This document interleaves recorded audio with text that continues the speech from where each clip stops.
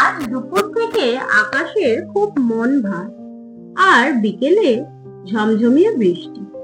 ইচ্ছে হলো চায়ের সাথে একটু স্ন্যাক্স খাওয়া। বানিয়ে ফেললাম veg cheese ball. Veg cheese ball বানাতে লাগবে কয়েকটা ব্রেড, একটি ক্যাপসিকাম, গাজর ও দুটি পেঁয়াজ, একটি আদা ও কয়েকটি রসুন, আর দুটো সেদ্ধ করা আলু। এরপর গাজরটি গ্রেট করে নেব এবং একে একে ক্যাপসিকাম ও পেঁয়াজটিও গ্রেট করে নেব।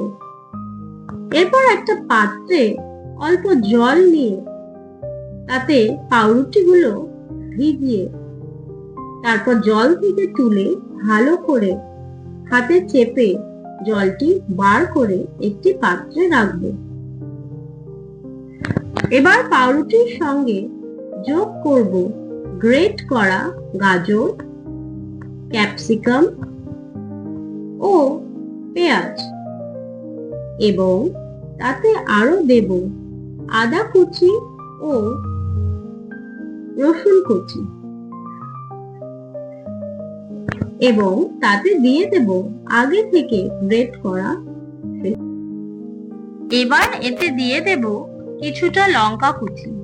এখানে আপনারা আপনাদের স্বাদ অনুযায়ী লঙ্কাটি ব্যবহার করবেন।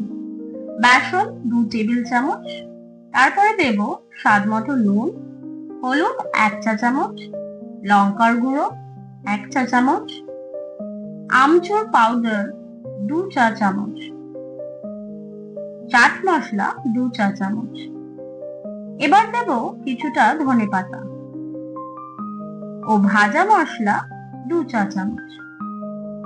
এবার এইগুলোকে সব একসাথে ভালো করে মেখে নেব। এবার হাতে একটু তেল নিয়ে মিশ্রণটি ছোট ছোট বলের আকারে করে নেব।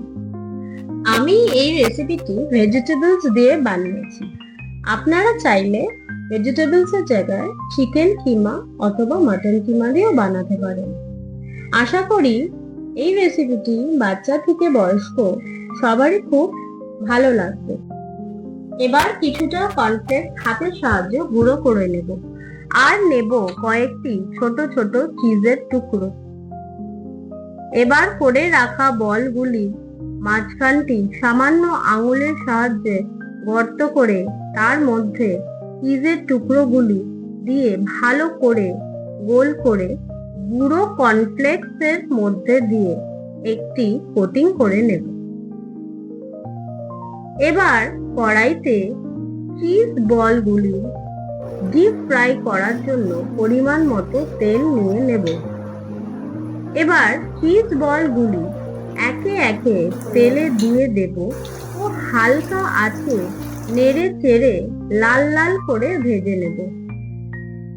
এবার কড়া থেকে তুলে সামান্য সস ও মেয়োনিজ দিয়ে পরিবেশন করুন ক্রিসপি ও চটপটে ভেজ চিজ বলস।